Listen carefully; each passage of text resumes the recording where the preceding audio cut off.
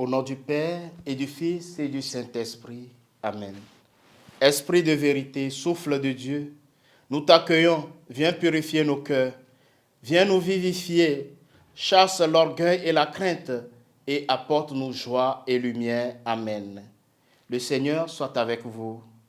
Évangile de Jésus-Christ selon saint Matthieu. Gloire à toi, Seigneur. En ce temps-là, Jésus prit la parole. Venez à moi, vous tous qui peinez sous le poids du fardeau, et moi, je vous procurerai le repos. Prenez sur vous mon joug, devenez mes disciples, car je suis doux et humble de cœur, et vous trouverez le repos pour votre âme. Oui, mon joug est facile à porter, et mon fardeau léger. Acclamons la parole de Dieu. Chers frères et sœurs bien-aimés dans le Seigneur, en ce mercredi 13 décembre 2023, mercredi de la deuxième semaine de l'Avent année B, l'Église nous invite à commémorer le martyre de Sainte Lucie de Syracuse, vierge et martyre qui apportait de la nourriture aux chrétiens obligés de se cacher dans les catacombes romaines au IVe siècle.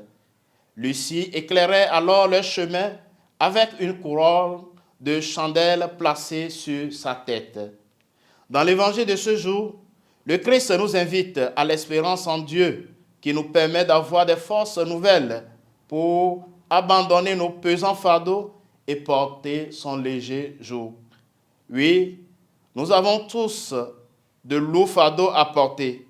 Chacun de nous pourrait énumérer ce dont il est accablé: chômage, maladie, harcèlement, incompréhension, solitude, trahison, calomnie, choix difficiles à prendre, etc., etc. L'attitude que nous avons prise pour faire face à ces épreuves est le joug que nous avons choisi de porter. Nous représentons nos fardeaux avec l'image de la charrue qui retourne la terre et la prépare à accueillir la vie. Nos épreuves sont là pour retourner notre terre, nous secouer dans nos habitudes. Il est difficile de croire que ces fardeaux nous préparent à une transformation intérieure, à une renaissance. Le joug de Jésus est la douceur et l'humilité. C'est celui de l'obéissance à son Père. Jésus nous propose d'être heureux et de le rejoindre dans les béatitudes. Si nous prenons le joug de Jésus, il est notre consolation, notre joie et notre espérance au milieu de nos luttes quotidiennes. Il y a en effet en nous quelque chose de beaucoup plus profond que nos misères. Nous pouvons découvrir à la racine de notre vie l'amour de Dieu qui s'y trouve. Un amour étonnant sommeille en nous.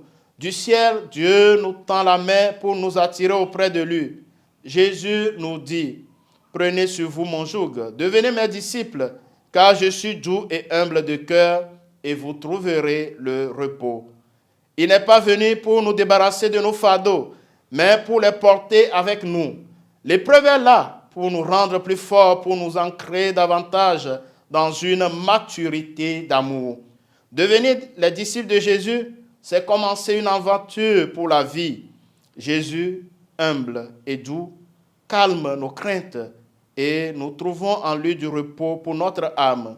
Jésus nous invite à marcher derrière lui. Sainte Lucie de Syracuse, priez pour nous. Le Seigneur soit avec vous. Que Dieu Tout-Puissant vous bénisse, le Père et le Fils et le Saint-Esprit. Amen.